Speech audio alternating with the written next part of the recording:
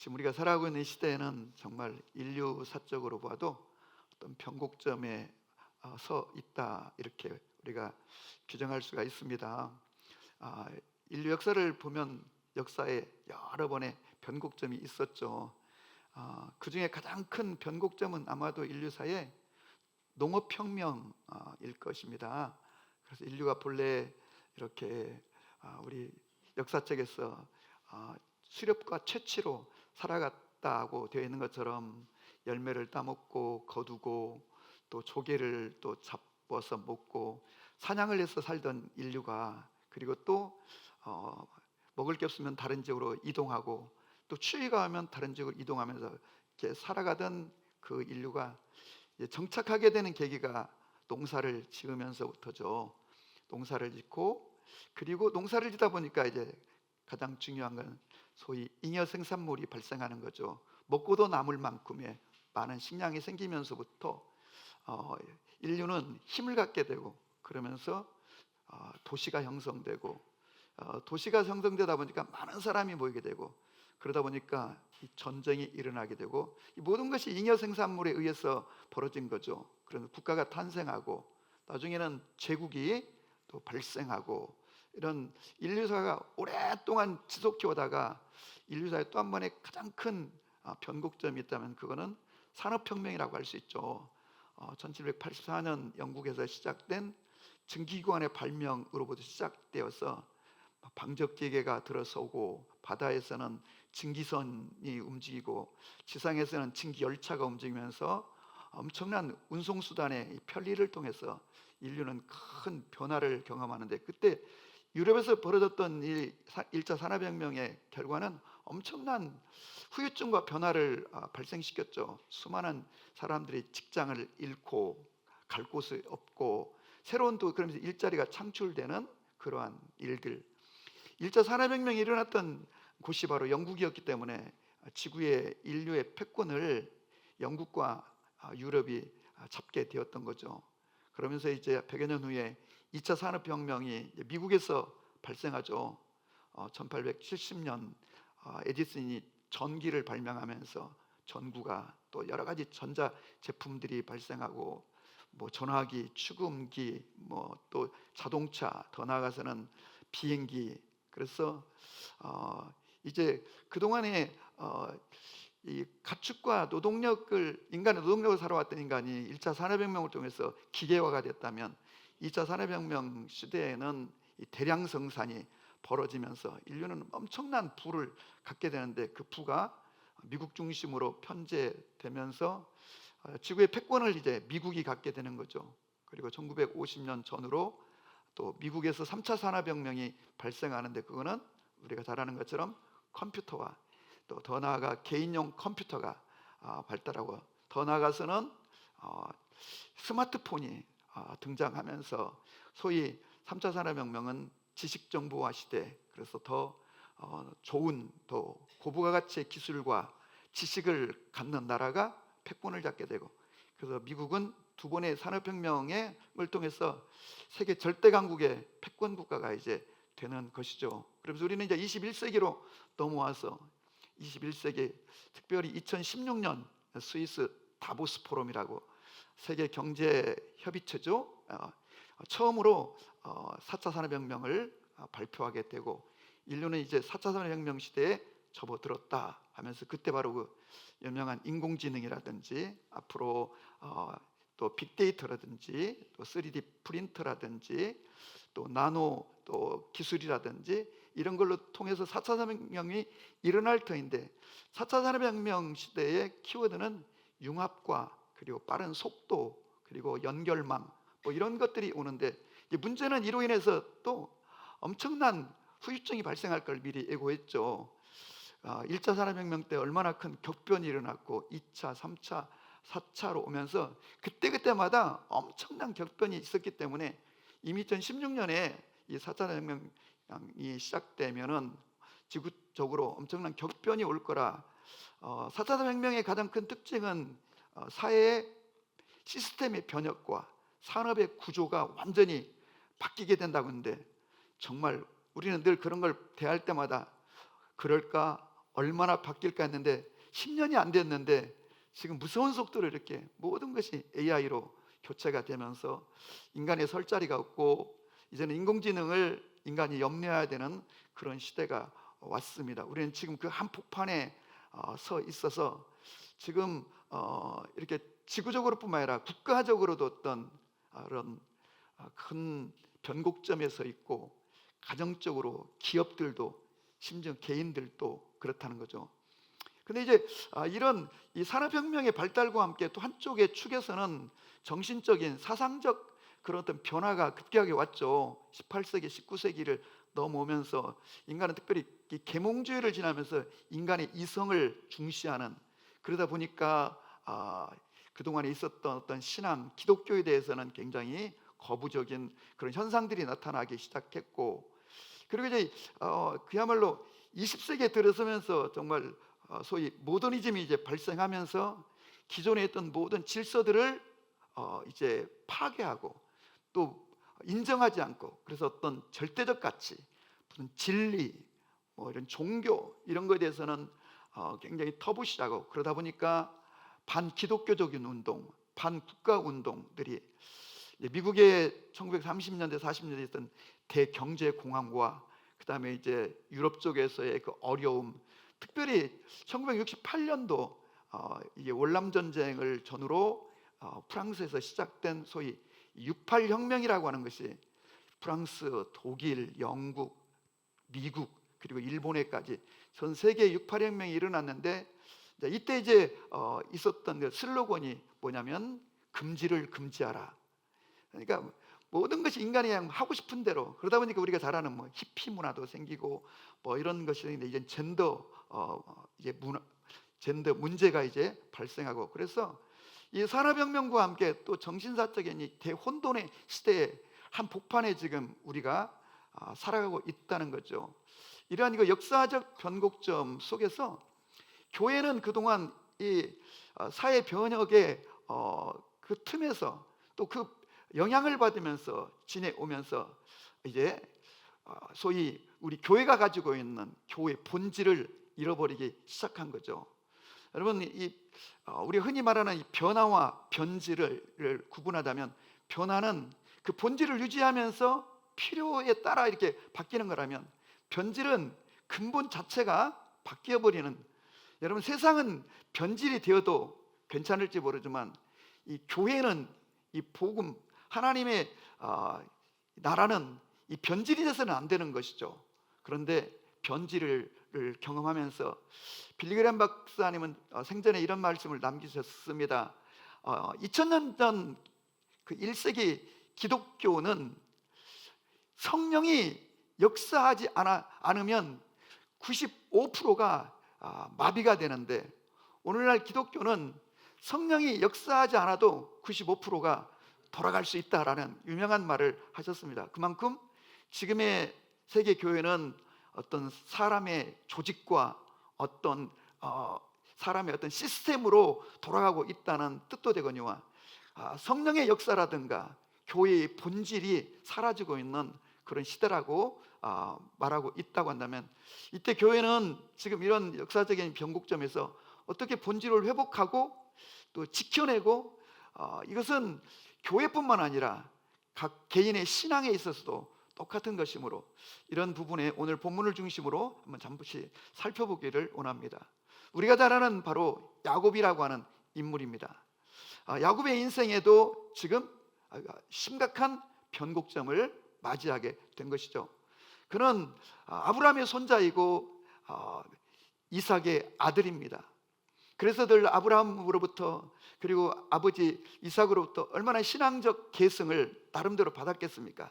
하나님에 대해서 들었고 많은 제사를 드렸고 또 하나님의 축복에 대해서 배웠고 했지만, 그는 한 번도 하나님을 인격적으로 경험한 적이 없다는 것을 우리가 알게 되고, 그는 어떻게 하나님 앞에 진지하게 기도해 본 적도 없을 만큼 언제나 자기 방식 그리고 자기 생각으로 인생을 지금까지 살아왔고, 그리고 그 인생이 잘 되어간다고 생각했습니다. 그런데 그 인생에 이제 큰 위기가 온 것이죠. 그것은 하나님의 축복을 자기가 받기 위해서 그 형을 속이고 형의 그 장자권을 그야말로 팥죽 한 그릇과 몇 조각의 떡을 가지고 장자권을 탈취하고, 그리고 아버지 앞을 잘 노안으로 보지 못하는 아버지를 속이고 들어가서 이제 형의 옷을 입고, 그리고 몸에 염소의 털을 붙이고 들어가서 네가 누구냐? 제가 아버지의 맏아들 에서입니다. 저를 축복해 주세요 해가지고 형의 축복권을, 아버지를 속이고 형을 속이고, 심지어는 27장에 보면 짐승을 쉽게 잡게 해서 이렇게 요리를 가지고 왔습니다. 그러니까 하나님도 속이려고 덤벼드는, 그래서 하나님의 축복도 자기가 원하는 대로 받을 수 있다고 생각하는 그런 삶의 태도를 가지고 살아왔던 바로 그 야곱. 그런데 형 에서의 분노가 극에 달아 동생 야곱을 죽이려고 계속 기회를 보고, 지금은 아버지가 있으니 내가 문제를 일으키지 않겠지만 오늘 내일 지금 아버지의 생명이 천각에 있는 그런 시점에 아버지가 돌아가시면 내가 저놈을 즉각 죽일 것이다. 독심을 불고 칼을 갈고 있는 이 형 에서의 상황을 읽은 그의 어머니 리브가가 이 야곱을 살리기 위해서 너가 잠시 형의 분노를 피해 좀 피신을 해야겠다.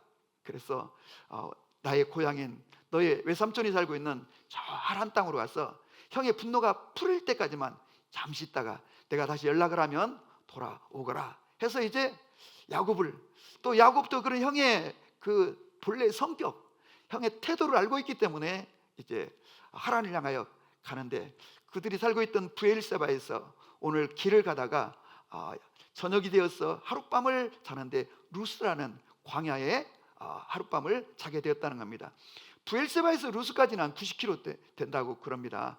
그러니까 그 옛날 그 산길을, 광야길을 따라왔다면 적어도 이틀에서 한 3일 길을 왔을 것인데, 근데 왜 이 야곱이 그 마을 있을 터인데 그 위험한 광야에서 하룻밤을 지내는가라는 질문을 던질 수가 있죠. 이것도 아마 형의 추적, 형의 칼을 피하기 위해서 그러지 않았나. 광야라는 건 굉장히 위험한 것이거든요. 강도떼들이 있고 걸려들면 모든 거 다 뺏기고, 그리고 노예로 끌려가서 팔리거나 때로는 죽음을 당하기도 하는데, 광야에서 홀로 저녁을 지낸다는 것은 매우 위험한 일이죠. 저도 저 이스라엘 유대 광야에서 하룻밤을 지내본 적이 있는데 저녁이 되면 몹시 춥습니다. 1995년도에 제가 갔을 때는 이스라엘에 눈이 내리더라고요. 그런데 그 들녘에서 홀로 이불도 없이 지붕도 없이 하룻밤을 지내고, 오늘 성경에 보니까 돌을 베개 삼아서 잠을 청했다는데, 이것은 지금 이 야곱의 지금 상황이, 야곱의 지금 현재가 얼마나 위급하고 어려운가를 보여주는 대목이죠. 그는 더 많은 것을 움켜쥐으려다가 모든 걸 다 잃고 그 주변에는 이제 아무도 없고 홀로 덩그렇게 광야 들녘에 누워 돌을 벽에를 베고는 밤하늘을 바라볼 때 얼마나 많은 무수한 그 중동의 별들이 무수 있었겠습니까? 여러분, 이 별이라고 하는 것이 연애하는 사람들에게는 아름답게 보일지 모르지만 이 고독한 사람, 가난하고 외로운 사람에게는 너무 우울하고 처량하게 보여요. 저도 그런 경험을 해봤는데, 제가 옛날 청년들하고 몽골에 갔을 때는 몽골에도 이 밤하늘의 별이 정말로 은가루를 뿌려놓은 것처럼 무수해요. 얼마나 아름다운지 몰라요. 그래서 아름답다고 막 사진도 찍고. 그런데 제가 어려움 가운데 거하면서 아르메니아에 제가 머물고 있을 때에 거기도 몽골 이상으로 막 찬란한 밤하늘이 있는데 그 밤하늘이 매우 우울하고 그 밤하늘이 정말로 기쁘지 않은 그런 경험을 했는데, 바로 이 루스 광야에 누워가지고 이 야곱이 얼마나 많은 생각을 했겠어요. 내가 어쩌다가 이렇게 됐지? 어디서부터 뭐가 잘못됐지?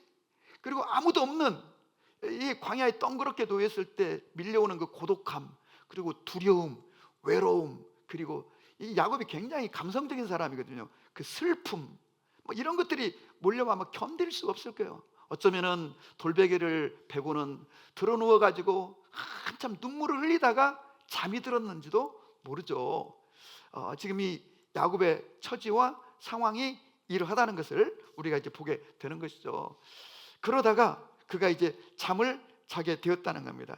그런데 특별한 꿈을 꾸었다는 거예요. 그리고 꿈을 보니까 그 꿈에 이 땅에서부터 사닥다리가 저 하늘 높이까지 쫙 있는데 그 위로 천사들이 오르락 내리락 하는 것을 보았다는 거예요.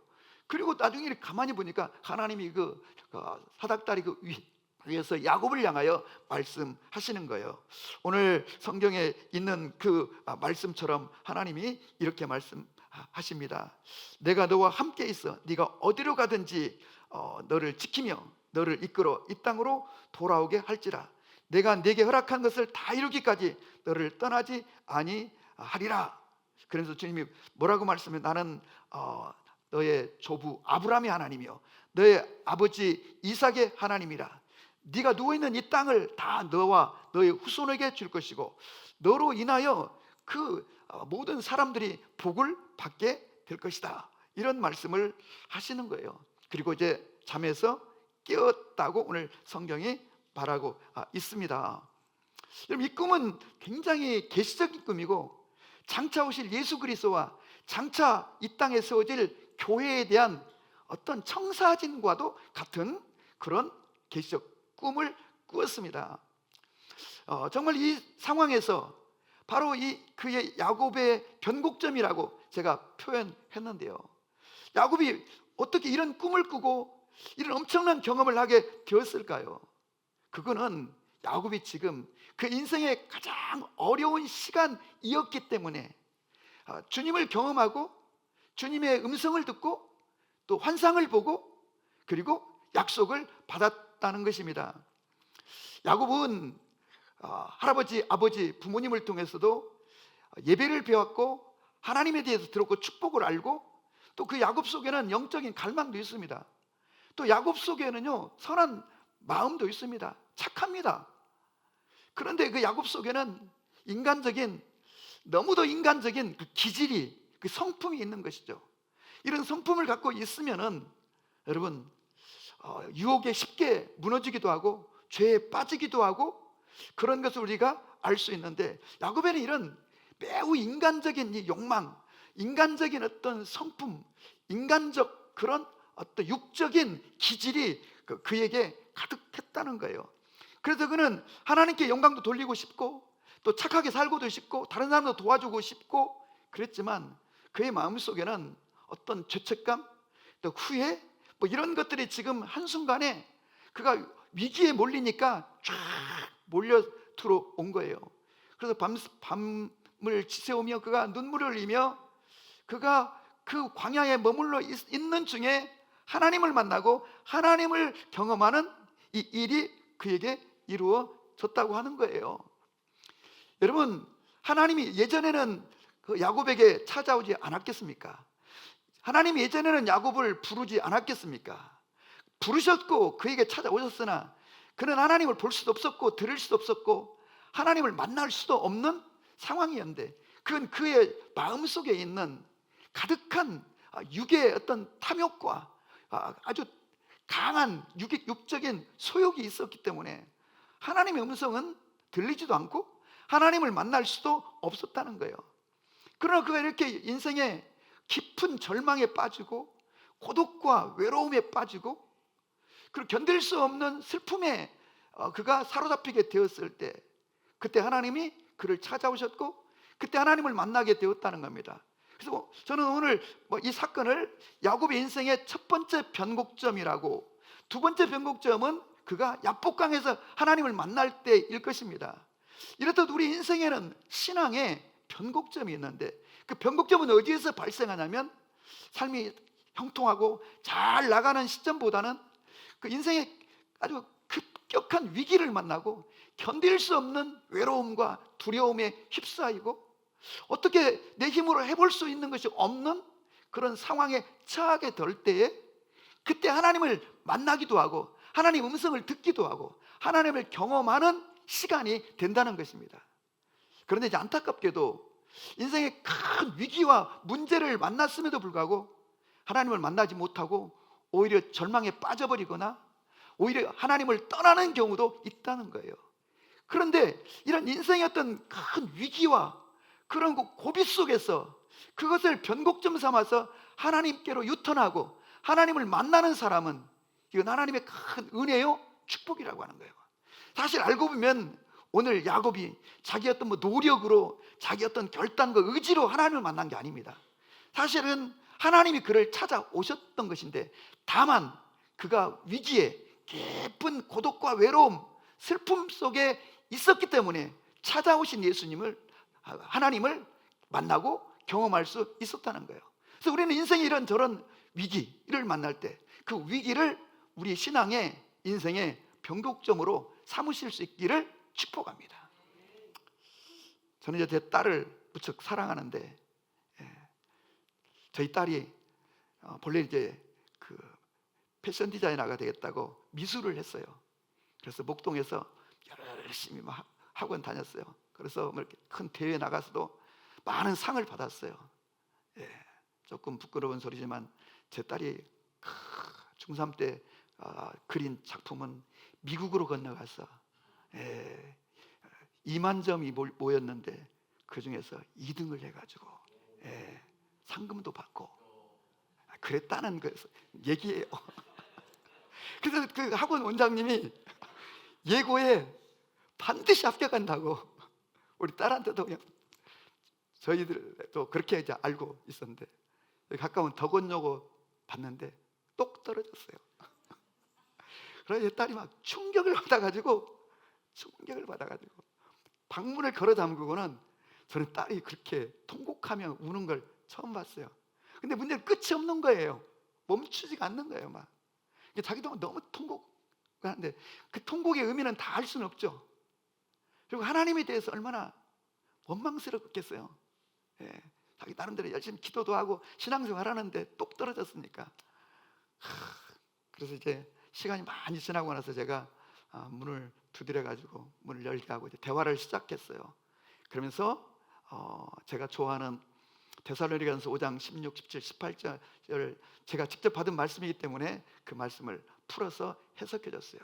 성경의 모든 인물들이, 이 땅에 정말로 족적을 남긴 많은 크리스찬 선배들이 인생의 위기를 만났을 때, 그때 그 위기에서 하나님을 경험하고 하나님을 그 고난 속에서 찬양하고 감사를 고백하고, 그래서 그것이, 그 고난이 오히려 그의 인생의 변곡점이 돼서 그의 삶이 그 영광스럽게 하나님의 축복에 그리고 하나님의 비전을 성취하는 인생으로 나아가게 되었는데, 너는 이 시점에서 하나님을 원망할 것인지 하나님께 감사하고 하나님을 찬미할 것인지 그건 너의 선택이다.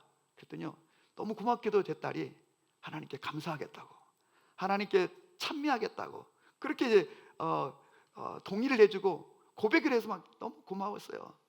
근데 제가 그때 참 하나님 저에게 감동을 주셔서, 딸아, 그렇다면 이거를 입술로만 이렇게 하지 말고 네가 행위로 하나님께 실천하라.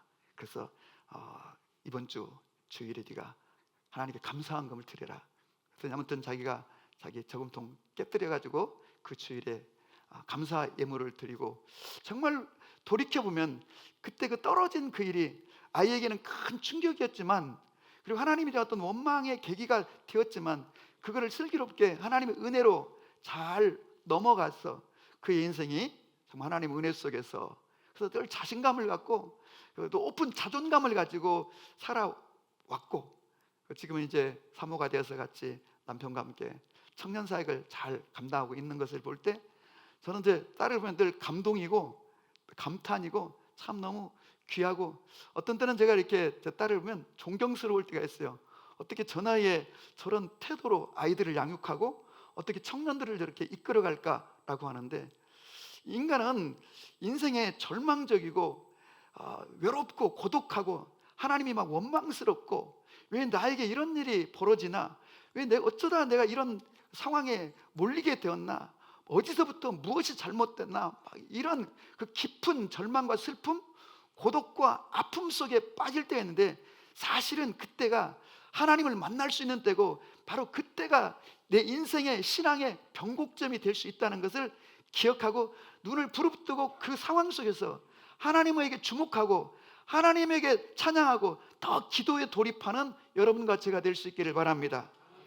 그래서 우리가 잘 아는 C.S. 루이스가 하나님은 평소에는 우리에게 속삭이며 말씀하시지만 우리가 이 고난을 만나면, 고통 가운데 있을 때는 확성기로 말씀하신다고 한 것처럼 그 고난 속에서 귀만 기울이고 주의 음성을 듣고자 하면 주님의 그 강력한 음성이 우리 가운데 들려지고 하나님 우리의 갈 길을 이끌어 주실 줄로 믿으시기를 바랍니다.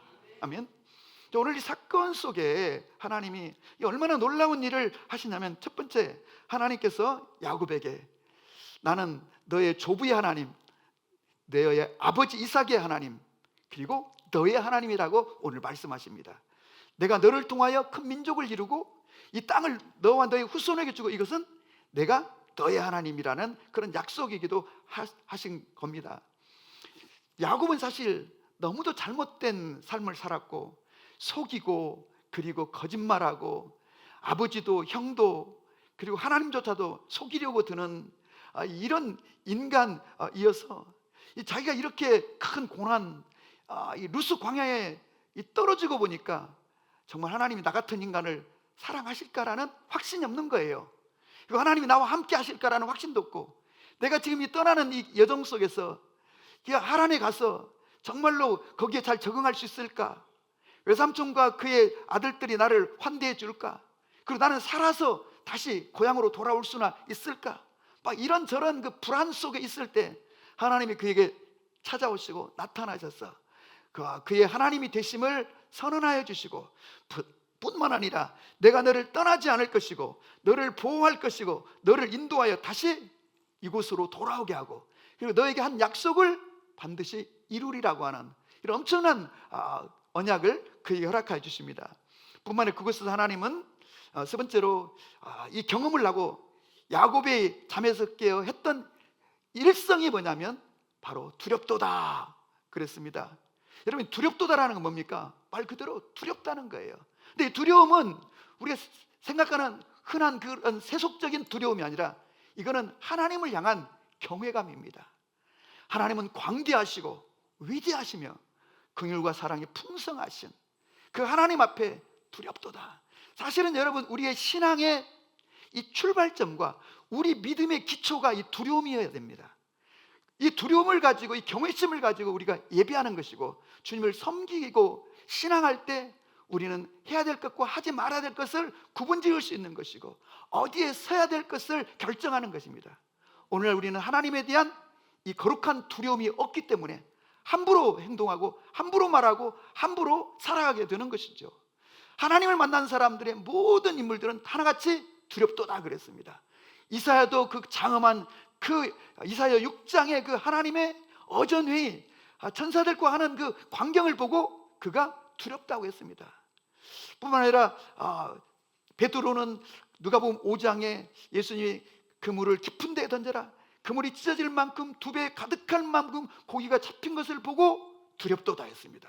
그래서 예수님께서 너는 두려워하지 말라, 네가 이후로는 사람을 낚는 어부가 되리라 하셨을 뿐만 아니라 변화산에서 예수님께서 나타나셔서 엘리야와 모세를 만나시는 그 장엄한 광경을 보고 그때 제자들이 또 두렵도다. 그래서 이렇게 하나님을 경험할 때, 하나님을 경험하는 사람만이 하나님을 향하여 거룩한 두려움을 갖게 되는 거예요. 그래야 우리의 신앙이 건강하고 질서 있는 신앙이 되는 거예요. 사도행전 2장 43절에 보면 사도들로 인하여 초대교회에 기사와 표적이 많이 나타나니 모든 사람들이 두려워하더라 그랬어요. 이 두려움은 세속적인 두려움이 아닙니다. 거룩한 두려움, 하나님의 살아계심에 대한 두려움, 하나님 절대자 하나님에 대한 두려움, 이런 거룩한 두려움이 우리 안에도 있기를 주의 이름으로 축복합니다. 그가 그날 이제 꿈을서 깨어서 돌을 이제 베개했던 돌을 세워서 그곳에 기름을 붓고 예배하며 서원합니다.